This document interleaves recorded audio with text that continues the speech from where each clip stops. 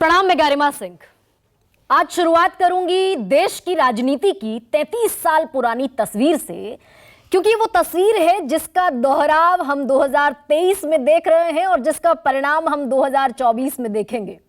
33 साल पहले, यानी 3 दशक पहले, संभवतः पहली बार देश की राजनीति में पिछड़ों के नाम पर राजनीति की धुरी घूमती हुई नजर आई थी। साल था 1990 का। जनता दल की सरकार थी, वीपी सिंह प्रधानमंत्री थे। मंडल आयोग यानी कि दूसरा पिछड़ा वर्ग आयोग की सिफारिशें 10 साल से टेबल पर थीं, इंतजार कर रही थीं, और प्रधानमंत्री वीपी सिंह ने ऐलान किया कि ये सिफारिशें लागू होंगी मंडल आयोग की।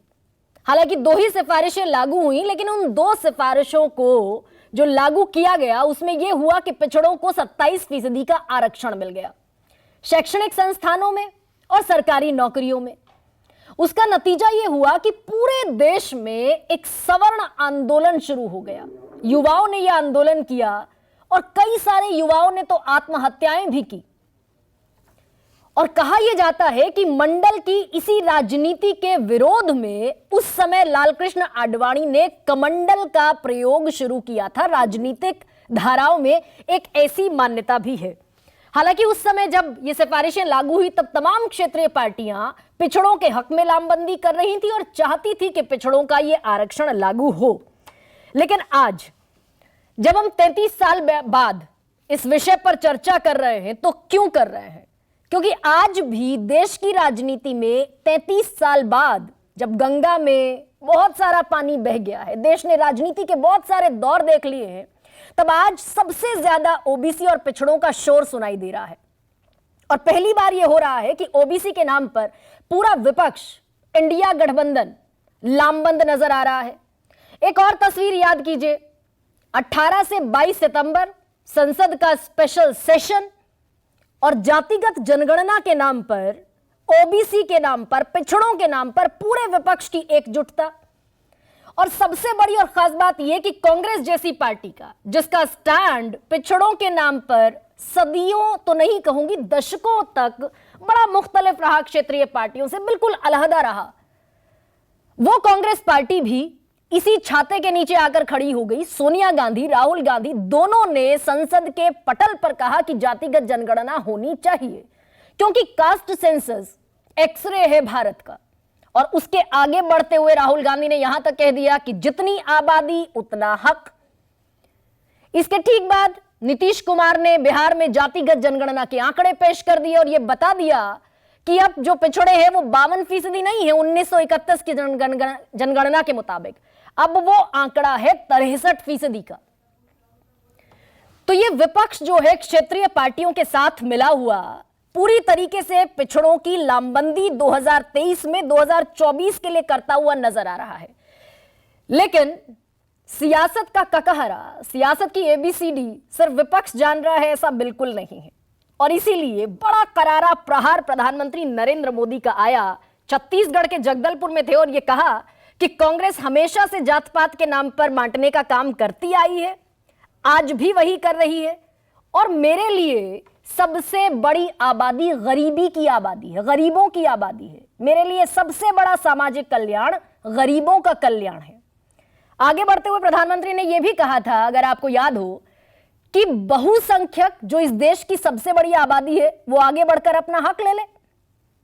यानी कि कांग्रेस अल्पसंख्यकों को किनारे करना चाहती है। इस तरीके के भी बयान प्रधानमंत्री नरेंद्र मोदी की तरफ से आए। और अभी दशहरा के मौके पर एक और प्रहार मोहन भागवत ने किया, आरएसएस के सरसंघ चालक। उन्होंने कहा विपक्ष को टारगेट करते हुए कि सामूहिकता को खंड खंड करने का प्रयास होगा, उद्देश्य नहीं होते हुए भी उद्देश्य चिपका कर आएंगे, लेकिन कंफ्यूज नहीं होना है, किसी भी तरीके से गफलत में नहीं आना है, चुनावी दांव पे चलेंगे, बचकर रहना है, मतदान करना हमारा कर्तव्य है, लेकिन सोच समझकर मतदान करना है। और इसमें सबसे बड़ा बयान कल सूर्यापेट से आया। अमित शाह तेलंगाना में थे, देश के गृह मंत्री, और उन्होंने बयान दिया कि अगर तेलंगाना में चुनाव जीते हालांकि मैं ये बता दूं कि जब पिछला चुनाव हुआ था तो बीजेपी मात्र 1 सीट पर जीत हासिल कर पाई थी। बीआरएस की सरकार है, कांग्रेस विपक्ष में है, तकरीबन 15 सीटें उस समय कांग्रेस ने जीती थी, मेजॉरिटी बीआरएस के पास थी, भारत राष्ट्र समिति, केसीआर जिसके अध्यक्ष। वहां पर अमित शाह ने एक रैली में कहा कि हम जीते तेलंगाना में तो हमारा मुख्यमंत्री ओबीसी का चेहरा होगा।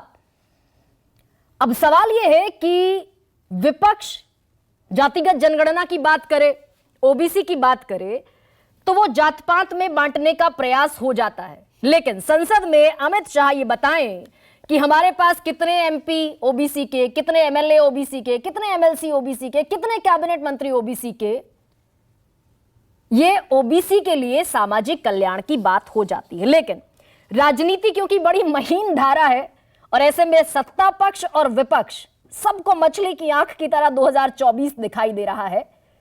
33 साल पहले की तस्वीर क्या दोहराई जाती हुई नजर आ रही है, क्योंकि वो वोट बैंक जो बीजेपी को मिला 2019 में 44% पिछड़ों का वोट शेयर मिला, तकरीबन 37% का, और सरकार बन गई बड़ी आसानी से, बड़ा कंफर्टेबल जोन में रहते हुए।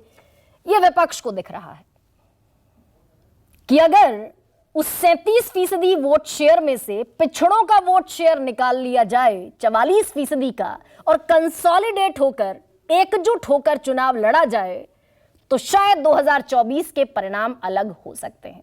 इसी को समझने की कोशिश करेंगे कि ये ओबीसी के नाम पर लामबंदी 33 साल बाद जो दिख रही है। हालांकि उस समय एक और बात मैं आपको याद दिलाऊं कि उस समय वीपी सिंह गद्दी नहीं बचा पाए थे। पिछड़ों का मसीहा टाग तो मिला, गद्दी नहीं बच पाई थी। तो क्या ये मंडल कमंडल की राजनीति का दोहराव, पिछड़ों के नाम पर लामबंदी का दोहराव, वोटों के गणित के जुगाड़ का दोहराव 2024 के लिए दिखाई दे रहा है? ऐसे में कुछ बड़े और महत्वपूर्ण बयान मैं आपको सुनाती हूं। तेलंगाना की जनता को कहना चाहता हूं, आप भारतीय जनता पार्टी को आशीर्वाद दीजिए, भाजपा की सरकार बनाइए, भाजपा का अगला तेलंगाना का मुख्यमंत्री बैकवर्ड कास्ट से होगा, ये हमने तय किया है। और ऐसे में क्या है आज का सबसे बड़ा सवाल आपके सामने रखते हैं। इंडिया की पिच पर बीजेपी की बैटिंग, 2024 में किसकी बढ़ेगी रेटिंग? और कमंडल से मंडल पर आए पिछड़ों को कौन भाए?